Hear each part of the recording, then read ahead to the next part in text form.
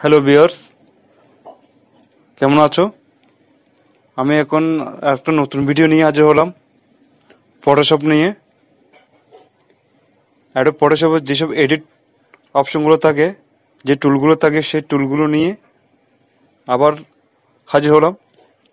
এখন আমি যে টুলটা নিয়ে আলোচনা করব, ওটা আমার জানা মতে প্রায় অনেক অপারেটর এটা ব্যবহার করতে পারে না এবং জানো না, এবং লোড করতেও জানো না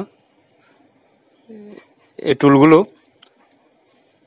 এখন আমি এই টুলগুলো কিভাবে তৈরি করে এবং কিভাবে সেটা লোড করে সেটা আমি আমার এই ভিডিওতে দেখাবো। এই টুলটার নাম হচ্ছে অ্যাকশন টুল। এটা এমন একটা টুল যেটার সাহায্যে আমরা যে কোনো ছবিকে খুব শর্টকাটে কাজ করতে পারি, খুব ইজিলি কাজ করতে পারি একটা অ্যাকশন তৈরি করার মাধ্যমে। যেমন আমরা একটা পাসপোর্টকে একটা তিরিয়ারে বসাবো, অর্থাৎ 4টা ছবি একসাথে বসাবো পাসপোর্ট সাইজ। ওটা একসাথে এক ক্লিকে কিভাবে আসবে, এই অ্যাকশনের কাজ হচ্ছে সেরকম। অর্থাৎ আপনি এক ক্লিকে কিভাবে একটা ছবির সম্পূর্ণ কালার দিবেন, এই টুলের কাজ হচ্ছে সেটা।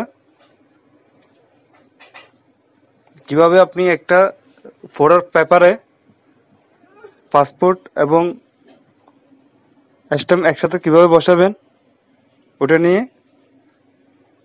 আলোচনা করা এই টুল নিয়ে। আর হচ্ছে যে আমাদের যেসব স্টুডিওতে ছবির কাজ করা হয়, অনেকজনের সেই ছবির সাইজগুলো জানা না। প্রথমত হচ্ছে যে পিপি সাইজ অর্থাৎ পাসপোর্ট সাইজ, যেটা 1.5 বাই 1.9 রেজুলেশন। অনেকজনে 300 দেয়, অনেক 400 দেয়। অবশ্যই তাদের এটা মনে রাখতে হবে, এই অ্যাকশন তৈরি করার সময় যদি পাসপোর্ট সাইজের মধ্যে রেজুলেশন 300 দেওয়া হয়, তাহলে অবশ্যই যে পেপারটা আপনি তৈরি করবেন সে পেপারও রেজুলেশন 300 দিবেন।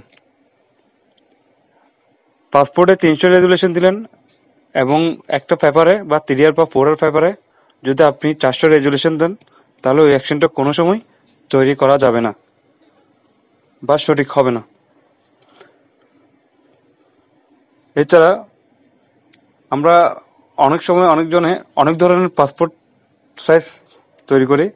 অনেকজনে 1.5 বাই 1.9 ইউজ করে, অনেকজনে 1.5 বাই 2 ইউজ করে, অনেক সময় 1.52 বাই 1.92 ইউজ করে। কিন্তু সবগুলোই এক পাসপোর্ট হিসেবে ইউজ করা হয়। তারপর হচ্ছে তিরিয়ার হচ্ছে যে 3.5 বাই 5, 4 হচ্ছে যে 4.6 এবং 5 হচ্ছে 5.7, 6 হচ্ছে যে 6.8। তারপর হচ্ছে 8 হচ্ছে যে 8 বাই 10, তারপর 10 হচ্ছে যে 10 বাই 12 এবং 12 হচ্ছে 12 বাই 16। এছাড়াও আরো সাইজ আছে, সেটা হচ্ছে যে 8L হচ্ছে যে 8 বাই 12। তারপর 10L হচ্ছে 10 বাই 15 এবং 12L হচ্ছে যে 12 বাই 18। এগুলো হচ্ছে আমাদের জেনারেল সাইজ, যেগুলো আমরা সচরাচর খুব ইউজ করি। এই সাইজগুলো অনেকজন জানে না, তার জন্য আমি এই সাইজগুলো এখানে বললাম, ছবির সাইজগুলো।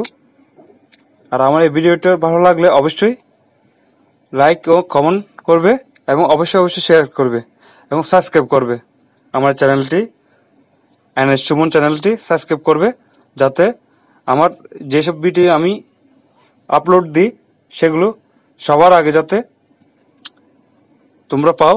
এবং স্ক্রিনের পাশে বেল আইকনটা ক্লিক করে দিবে। Okay bye. এখন আমরা চলে ভিডিওটা দেখি।